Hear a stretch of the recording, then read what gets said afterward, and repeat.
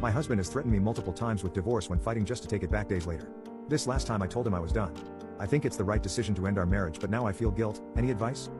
My husband and I have been together for 8 years, married for 3. Ever since we were dating, if we got into a big blowout, he would end the fight by saying he wanted to break up. When we were engaged it was we should call off the engagement. And now married, I want a divorce.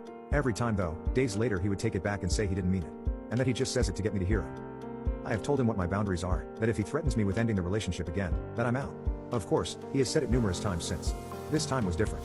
During a huge fight while driving to a good friend's wedding, he told me that he wanted a divorce. Was almost giddy about it. That he was so happy to finally say it and that he was done. As soon as we got to the hotel, he got out of the car, grabbed his stuff and left. I didn't hear from or see him again until I was back home 6 hours away, 2 days later. Soon after I walk in, he says now that things have calmed down, I'd like to talk and figure out how we can find a path forward. This is after a whole weekend of the last thing me hearing him say was I want a divorce. That is when I told him I couldn't do this anymore. That having the threat of divorce brought up this many times is too damaging.